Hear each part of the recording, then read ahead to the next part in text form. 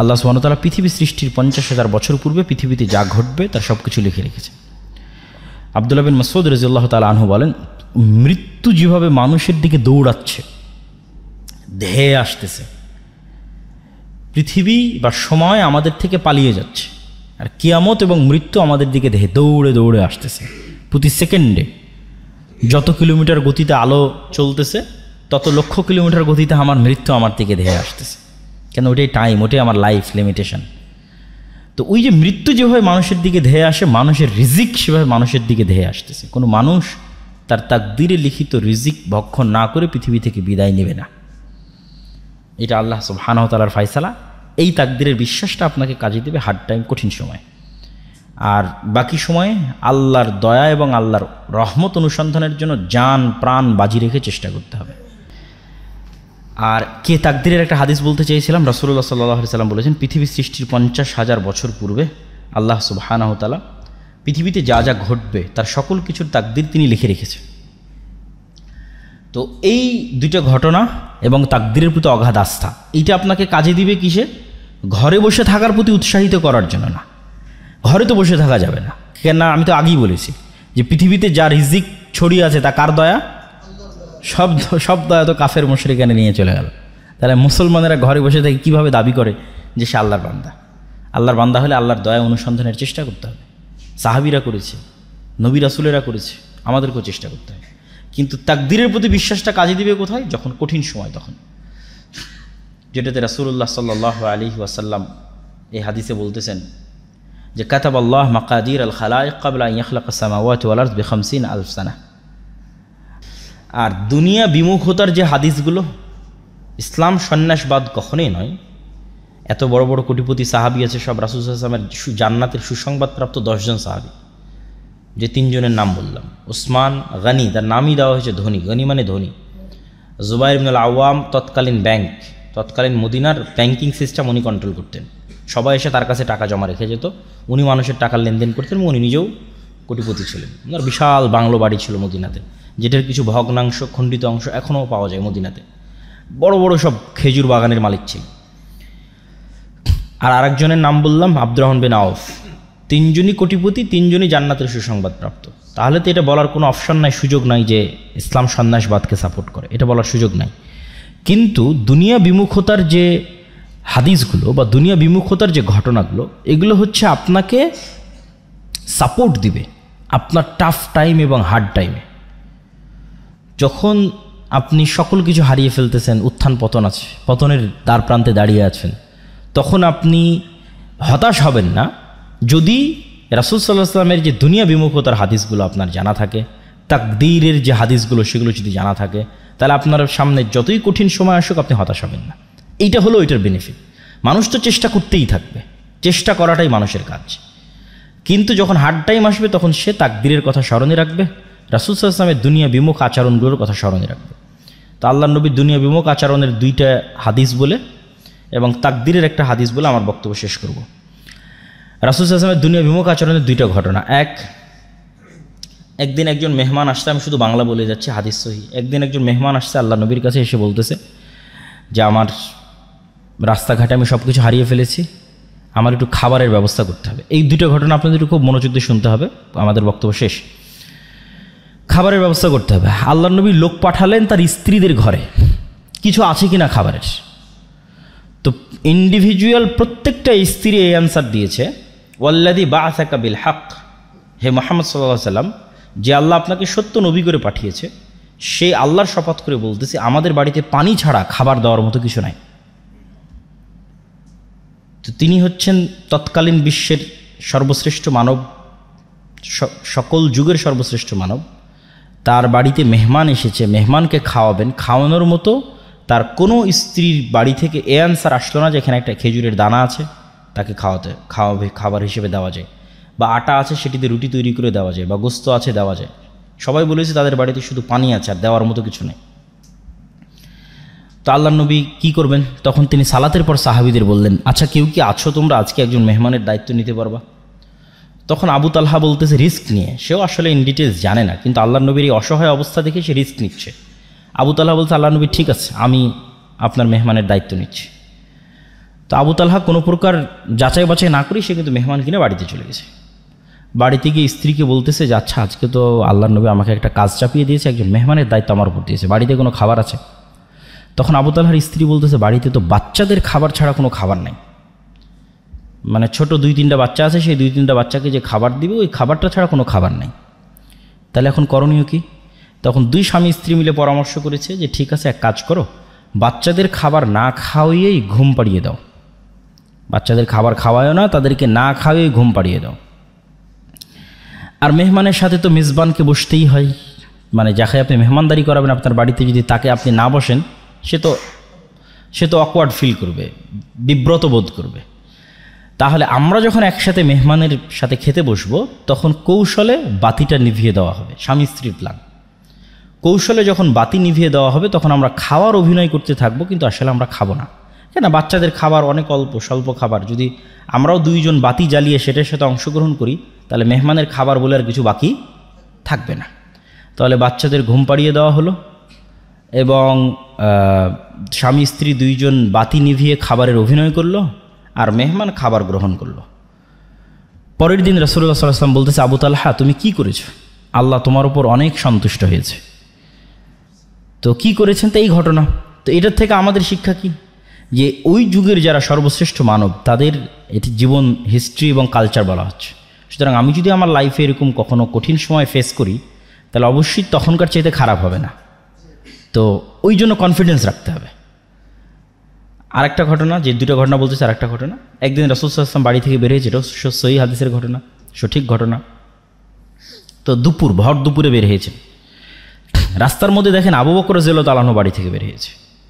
তো 2 জন পরস্পরকে জিজ্ঞেস করতেছে কেন এই ভর দুপুরে, আপনি তো জানেন সৌদির গরম কি ভয়ঙ্কর, ভর দুপুরে কেন বাড়ি থেকে বের হয়েছে? তো 2 জনই পরস্পরের কাছে জানাজানি হলো যে তারও বাড়িতে কোনো খাবার নাই, এই জন্য খাবারের অনুসন্ধানে বের হয়েছে। মুহাম্মদ সাল্লাল্লাহু আলাইহি ওয়াসাল্লামের বাড়িতেও কোনো খাবার নাই, উনি খাবারের অনুসন্ধানে বের হয়েছে, যে কোথাও খাবারের ব্যবস্থা করা যায় কিনা। কিছু দূর হাঁটার পর দেখা যাচ্ছে ওমর রাদিয়াল্লাহু তাআলা রাস্তায়। আপনি কি জন্য বের হয়েছেন? ওনার বাড়িতেও কোনো খাবারের ব্যবস্থা নেই, উনিও খাবারের অনুসন্ধানে বের হয়েছে। অথচ এনারা পরবর্তীতে অর্ধ পৃথিবীর শাসক। তাহলে ক্ষুধার্ত অবস্থা থেকেও অর্ধ পৃথিবী জয় করা যায়, ঠিক আছে? যখন তাদের কাছে কিছু নাই, ক্ষুধার্ত অবস্থায় মানুষের বাড়ি বাড়ি খাবার খুঁজে বেড়াচ্ছে, সেখান থেকে তারা অর্ধ পৃথিবীর শাসক হয়েছে। তো তাদের মতো করুণ এবং কঠিন অবস্থা আমাকে এবং আপনাকে ফেস করতে হয়নি, হচ্ছে না, হয়তো হবেও না। সুতরাং বড় স্বপ্ন দেখতে সমস্যা কি? হাদিসটা শেষ করি, ঘটনাটা শেষ করি। 2 জন মিলে এক আনসারির বাড়িতে গেলেন। আনসারিরা যেহেতু আগে থেকেই তাদেরই জমি জায়গা, মদিনা মানে তাদের জমি জায়গা, তাদের বাগান, তাদের সব কিছু। এনারা তো আসছে মক্কা থেকে হেল্পলেস অবস্থায়। যদি মক্কায় থাকতো হয়তো এতটা করুণ অবস্থা হতো না, কেন মক্কায় তাদের জমি জায়গা আছে, তাদের বাড়িঘর আছে। তো প্লেস চেঞ্জ করলে অবশ্যই মানুষ এই প্রবলেমগুলো ফেস করে। তো আনসারি সাহাবি অত্যন্ত খুশি হয়েছে আজকে আল্লাহ নবী তার বাড়িতে আসছে। আমাদের গ্রামেও যেমন ভালো কোনো মেহমান যায় তখন কিন্তু বাড়ির আমাদের মায়েরা বড় মোরগ বা ভালো যে মুরগি থাকে সেটা কিন্তু জবাই করে, এটা টেন্ডেন্সি, কালচার। তো আনসারি সাহাবি আল্লাহ নবীকে দেখে তাড়াহুড়া করে খেজুরের পুরো থোকা পেড়ে আল্লাহ নবীর সামনে রেখে বলতেছে ওখানে কাঁচা আছে পাকা আছে খান। তাড়াতাড়ি বাড়ি থেকে ছুরি বের করে নিয়ে ছাগল জবাই করতে চলে গেছে, যে আজকে আল্লাহ নবী তার বাড়িতে আসছে, সে ছাগল জবাই করে রান্না করে খাওয়াবে। তো ছাগল জবাই হলো, রান্না হলো, খাওয়া দাওয়া হলো, খেজুর খাওয়ানো হলো, ছাগলের দুধ দেওয়া হলো, যত রকমের ব্যবস্থাপনা ছিল সবই করা হলো। শেষ করে এখন যখন ফিরে আসতেছেন তখন রাসূলুল্লাহ সাল্লাল্লাহু আলাইহি ওয়াসাল্লাম আবু বকর এবং ওমরকে বলতেছে তোমরা বাড়ি থেকে বের হয়েছিলে ভরা পেটে আর এখন খালি পেটে, আর এখন তোমরা বাড়িতে ফিরে যাচ্ছ ভরা পেটে। সুম্মা লা তুসআলুন্না ইয়াওমাইদিন আনিন নাঈম, এটা কোরআনের আয়াত। আল্লাহর নবী পড়লেন তাদের সামনে, কিয়ামতের মাঠে এই নিয়ামত সম্পর্কে আল্লাহ তোমাদের জিজ্ঞেস করবে, যে তোমরা আজকে খালি পেটে বাড়ি থেকে বের হয়েছিলে, আল্লাহ তোমাদের ভরা পেটে বাড়িতে ফিরে যাওয়ার সুযোগ করে দিয়েছে, এই নিয়ামত সম্পর্কে আল্লাহ জিজ্ঞেস করবে। তোমরা আল্লাহ সুবহানাহু তাআলার রহমত বরকত ছড়িয়ে ছিটিয়ে থাকা রিজিক তোমরা অনুসন্ধান করো। ফাইদা কুদিয়াতিস সালাত ফান্তাশিরু ফিল আরজ ওয়াবতাগু মিন ফাজলিল্লাহ, যখন সালাত শেষ হয়ে যায় তখন তোমরা সমগ্র পৃথিবীতে ছড়িয়ে পড়ো, কেননা পৃথিবীর প্রত্যেকটা ইঞ্চি জায়গাতে আল্লাহ সুবহানাহু তাআলার রিজিক ছড়িয়ে ছিটিয়ে আছে। আল্লাহ সুবহানাহু তাআলার ছড়িয়ে ছিটিয়ে থাকা সেই রিজিক অনুসন্ধান করার জন্য তোমরা চেষ্টা করো। আর এক আয়াতে আল্লাহ সুবহানাহু তাআলা বলেন হুয়াল্লাযী জাআলা লাকুমুল আরদা যালুলান ফামশু ফি মানাকিবিহা ওয়া কুলু মির রিজকি। দুনিয়ার মানুষ, এই জমিনে আল্লাহ রিজিকের সকল সিস্টেম দিয়ে রেখেছে। ফামশু ফি মানাকিবিহা, তোমরা এই জমিনের প্রত্যেকটা ইঞ্চি ইঞ্চি জায়গায় অনুসন্ধান করো, চলো, চেষ্টা করো। ওয়া কুলু মির রিজকি, এবং রিজিক বের করে নিয়ে আসার চেষ্টা করো। আমরাও দেখতে পাই যে আমাদের চারিপাশে কত রিজিকের রাস্তা, কিন্তু লোকলজ্জার ভয়ে, যেটা কেউ বলল এখানে বক্তা যে সামাজিক ট্যাবু, সেটির ভয়ে আমরা হয়তো একটা নির্দিষ্ট মাধ্যমকেই মনে করেছি এটি রিজিকের মাধ্যম, কোথাও আমার জব হবে, চাকরি হবে, এটি রিজিক। তো আসলে রিজিকের মাধ্যম লিমিটেড নয়, মানুষ চেষ্টা করলে অবশ্যই রিজিক পাবে, এবং চেষ্টা করবে কোন নিয়তে সেটিও আমরা তুলে ধরলাম আপনাদের সামনে, যে চেষ্টা করবে এই নিয়তে যে পৃথিবীতে যত রিজিকের ব্যবস্থাপনা আছে এগুলো সব কার দয়া, কার রহমত? আল্লাহর রহমত, আল্লাহর দয়া। ওইটা থেকে যখন আপনি বিমুখ থাকছেন, আপনি অহংকারী। মানে আপনি জানেন যে এখানে একটা টাকা হালাল উপায়ে ইনকামের রাস্তা আছে, বাট আপনি করছেন না, মানে আপনি অহংকারী। আপনি আল্লাহর দয়াকে অবমূল্যায়ন করছেন, আল্লাহর রহমতকে অবমূল্যায়ন করছেন। এবং এটি নবীদের চিন্তা চেতনা ছিল। যেমন আইয়ুব আলাইহিস সালাতু ওয়াস সালাম একবার গোসল করছিলেন, তখন স্বর্ণের বৃষ্টি হচ্ছিল। তিনি গোসল বাদ দিয়ে স্বর্ণ কুড়াতে গেছেন। আল্লাহ বলছে, আইয়ুব, আমি কি তোমাকে ধনী করিনি যে তুমি স্বর্ণ কুড়াতে গেলে? তো আইয়ুব আলাইহিস সালাম উত্তরে বলতেছে যে আমি ধনী এই জন্য স্বর্ণ কুড়াবো না, এই সেন্স থেকে তো আমি যাইনি। আমি গেছি এই সেন্স থেকে যে আমি যদি সমগ্র পৃথিবীর মালিকও হই, যে এই মুহূর্তে সারা পৃথিবীর সকল ধন সম্পদের মালিক আমি একাই, তারপরেও যদি স্বর্ণের বৃষ্টি হয় তো আমি ওইটা কুড়াতে যাব, কেননা এটা কার দয়া? আল্লাহর দয়া। আর ওইটার থেকে আমি দূরে থাকবো, মানে আমি আল্লাহর দয়াকে অবমূল্যায়ন করতেছি। এই সেন্স থেকে দাউদ, সুলাইমান, আব্দুর রহমান বিন আউফ, জুবাইর ইবনুল আওয়াম, উসমান গনি, উসমান ইবনে আফফান, তারা পৃথিবীর কোটিপতি ছিলেন। দাউদ এবং সুলাইমানের মতো ধনী পৃথিবীতে আগেও কোনোদিন আসেনি, ভবিষ্যতেও কোনোদিন আসবে না। তারা এতটা ধন সম্পদের মালিক ছিলেন। তো এতটা ধন সম্পদের মালিক হওয়ার পিছনে তাদের মূল থিওরি এটিই ছিল যে তারা ছিলেন শাকুর, শুকরিয়া আদায়কারী। তারা অহংকারী ছিলেন না, যে না ধন সম্পদ আহরণের পূর্বে অহংকারী ছিলেন, না ধন সম্পদ আহরণের পরে অহংকারী হয়েছেন। এটাই লং টাইম সম্পদ মেনটেন করার একমাত্র উপায়। ধন সম্পদ আহরণের আগেও অহংকারী হওয়া যাবে না, ধন সম্পদ আহরণের পরেও হওয়া যাবে না। তাহলেই দীর্ঘদিন ধন সম্পদ আপনার কাছে থাকবে। এই দুইটার ব্যাখ্যাটা কি? ধন সম্পদ হওয়ার আগে অহংকারী হওয়া যাবে না মানে এমন কোনো কাজ, হালাল কাজে ইনকাম হইতে পারে, সেটাকে ছোট চোখে দেখে পিছিয়ে থাকা হবে না। যে কোনো হালাল কাজকে যখন আপনি ছোট চোখে দেখে পিছিয়ে থাকবেন, তখন আপনি অবশ্যই অহংকারী, এই জন্য পিছিয়ে আছেন, এবং এই জন্য আপনি সাকসেসফুল হতে পারছেন না। আর দ্বিতীয় যেটি, সেটি হচ্ছে ধন সম্পদ হওয়ার পরে অহংকারী হওয়া যাবে না। আল্লাহ সুবহানাহু ওয়া তাআলা বলেন, ইন্নাল ইনসানা খুলিকা হালুআ, আমি মানুষকে দুর্বল করে সৃষ্টি করেছি। ওয়া ইযা মাসসাহুশ শাররু জাযুআ, যখনই বিপদ আপদ মানুষকে ঘিরে ধরে সে হতাশ হয়ে যায়। ওয়া ইযা মাসসাহুল খায়রু মানুআ, আর যখনই টাকা পয়সা বেশি হয়ে যায় অহংকারী এবং কৃপণ হয়ে যায়। তাহলে এই যে মানুষের দুইটা ডাইমেনশন, যে যখন চারিদিকে বিপদ ভীত সন্ত্রস্ত, যখন চারিদিকে টাকা পয়সা কৃপণ অহংকারী, এই দুটাই আল্লাহ অপছন্দ করেছে। এটা দুর্বল ব্যক্তিত্বের পরিচয়ক। আর শক্তিশালী পার্সোনালিটির পরিচয়ক কি? চারিদিকে বিপদ আপদ দেখলেও সে ভীত সন্ত্রস্ত হয় না, হতাশ হয় না, তার সৃষ্টিকর্তা আল্লাহর প্রতি ভরসা রাখে। আবার যখন কোটি কোটি টাকার মালিক হয়, তখনও সে অহংকারী, পাপাচারী, অপচয়কারী হয় না, তখনও সে তার ন্যায় নিষ্ঠা বজায় রাখে। এই ব্যক্তিত্ব অর্জন করতে পারলে আপনার ধন সম্পদ আপনার কাছে দীর্ঘদিন কন্টিনিউ করবে। সম্মানিত উপস্থিতি, আমি আমার বক্তব্যকে দীর্ঘায়িত করতে চাই না। রিজিক অন্বেষণের প্রতি উৎসাহিত করতে গিয়ে একটি ছোট্ট ঘটনা বলে আমার বক্তব্য শেষ করব ইনশাল্লাহ। আব্দুর রহমান বিন আউফ যখন মক্কা থেকে হিজরত করেন, তখন অত্যন্ত খালি, জীর্ণ শীর্ণ, রিক্ত হস্তে মক্কা থেকে মদিনায় গেছেন। মদিনায় যাওয়ার পর তিনি এক আনসারি মানে সাহায্যকারী, ইনভেস্টর, বেশিরভাগ আনসারি ছিল ইনভেস্টর। আর বড় বড় ব্যবসায়ীরা সব ছিল মক্কা থেকে আসা। কেননা by default, by nature, by born মক্কার কুরাইশরা হচ্ছে বিজনেসম্যান, যেটা আপনারাও জানেন যে আমাদের নবীর স্ত্রী খাদিজা রাদিয়াল্লাহু তাআলা আনহা অনেক বড় বিজনেসম্যান। আল্লাহর নবী তার বিজনেসের দায়িত্ব পালন করেছে, তিনিও বিজনেস বোঝেন। ঠিক আছে, বদরের যুদ্ধ হলো কেন? আবু সুফিয়ানদের কন্টিনিউয়াস বিজনেস চলতো সিরিয়ার সাথে। ওই বিজনেস যে রুটটা ছিল, ওই রুটটা আল্লাহর নবী ব্লক করে দিয়েছিল। কেননা রাসূল সাল্লাল্লাহু আলাইহি ওয়াসাল্লামের সাথে আবু সুফিয়ানদের যে দ্বন্দ্ব ছিল, এটা শুধু ধর্মীয় দ্বন্দ্ব ছিল না।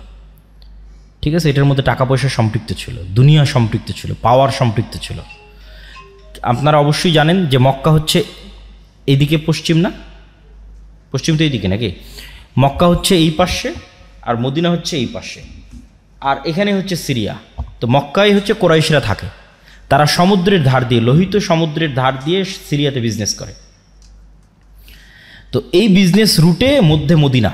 তো যখন মুহাম্মদ সাল্লাল্লাহু আলাইহি ওয়াসাল্লাম মক্কা থেকে হিজরত করে মদিনায় আসলেন, তখন তিনি বিজনেস রুট বন্ধ করে দিলেন। তো ওরা বিজনেস করবে কীভাবে? তখন তো যুদ্ধ অনিবার্য। এই জন্য কিন্তু বদর, উহুদ থেকে বাকি যে যুদ্ধগুলো হয়েছে, এই যুদ্ধগুলো এই কারণেই যে মদিনা যত বেশি পাওয়ারফুল হবে, মক্কার ব্যবসা তত সংকীর্ণ হয়ে যাবে, কেন ব্যবসায় চলতো সিরিয়ার সাথে। তো এরা by nature, by default business করা জানতো। তো ওরা যখন ওখান থেকে মদিনায় আসছে, তখন মদিনার মানুষেরা টাকা পয়সা দিয়ে ইনভেস্ট করেছে। ঠিক আছে, তোমরা বিজনেস করো। আব্দুর রহমান বিন আউফকে বিজনেস করার টাকা দিয়েছে, জুবাইর ইবনে আল আওয়ামকে বিজনেস করার টাকা দিয়েছে, ওসমান ইবনে আফফানকে বিজনেস করার টাকা দিয়ে। এরা তো মক্কা থেকে পালিয়ে এসেছে, সবাই বড় বড় সাহাবী। কিন্তু এই প্রত্যেকটা বড় বড় সাহাবী অতি শর্ট টাইমে কোটিপতি হয়ে গেছে। তো আব্দুর রহমান বিন আউফ বললেন যে আমি তো উটের ব্যবসা বুঝি, আমাকে কিছু উট দাও, আমি আজকে থেকে বাজারে উটের বিজনেস শুরু করব। তো বাজারে যখন উটের বিজনেস শুরু করলেন, উনি একটা মূলনীতি মেনটেন করতেন। উট বিক্রি করার আগে বিভিন্ন অঞ্চল থেকে মানুষজন আসতো উটের বাজারে, উটের হাটে উট উঠতো। যেমন আমাদের অঞ্চলে কুরবানির সময় গরুর হাট হয়, গরুর হাটে উট উঠতেছে। তো উনি উটের খুঁটিনাটি সম্পর্কে খুব অভিজ্ঞ ছিলেন। উটের নেচার, স্বভাব, উটের খাওয়া, উটের ফুড সিস্টেম, ঠিক আছে, উটের আবাস বসবাস, উটের কালার, রং, শক্তি, সামর্থ্য, জীবন প্রণালী, বংশধারা, এভরিথিং সম্পর্কে খুব জানতেন। তো যে বিষয়ে মানুষ বিজনেস করুক, ওই বিষয়ে নলেজ না থাকলে তো আসলে সে বিজনেস করতে পারবে না। তো যেহেতু উনি উট বিষয়ে সবচেয়ে পারদর্শী, এই জন্য উনি উটের ব্যবসায় হাত দিলেন। উটের ব্যবসায় যখন হাত দিলেন, তখন একটা মূলনীতি ছিল ওনার, সেটা হচ্ছে হাইয়েস্ট সেল, লোয়েস্ট লাভ।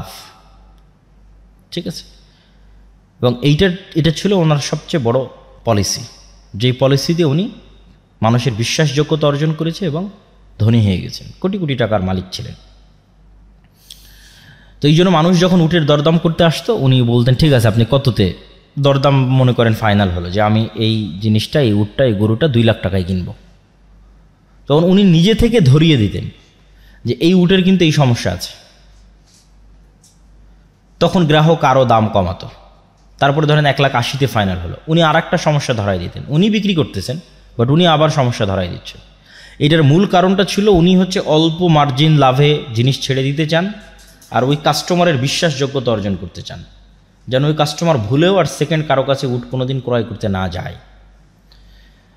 তো ওনার প্ল্যান এটাই যে আমি যদি একটা পণ্য বিক্রি করে 500 টাকা লাভ করি, আর সেই জায়গায় যদি আমি 1000টা পণ্য বিক্রি করতে পারি 1 টাকা করে লাভ করি, তাহলে 1000টা পণ্য বিক্রি করলাম, 1 টাকা করে লাভ করলাম, লাভ হলো 1000 টাকা। একটা পণ্য বিক্রি করলাম, একটা পণ্যতে 500 টাকা লাভ করলাম, মানুষের বিশ্বাসযোগ্যতা অর্জন করতে পারলাম না। কোনোদিন মানুষ আশেপাশের বাজার তদন্ত করে আমার রেটটা যদি বেশি মনে হয় বা আমার কোনো ফলস ধরা পড়ে, সে আমার কাছে দ্বিতীয়বার আসবে না। তো দ্বিতীয়বার আমি কাস্টমারটাকে হারিয়ে ফেললাম। একবারের বেশি লাভ করতে গিয়ে আমার লং টাইম বিজনেসের যে ধারা, সেটি ধ্বংস হয়ে গেল। তো এই জন্য আমাদেরকে সবসময় লং টাইম প্ল্যান রাখতে হবে, দীর্ঘমেয়াদী প্ল্যান থাকবে, অল্প লাভে বেশি সেল করার পরিকল্পনা রাখতে হবে এবং বিশ্বাসযোগ্যতা অর্জন করার চেষ্টা করতে হবে। তাহলে অবশ্যই ব্যবসাতে বরকত হবে।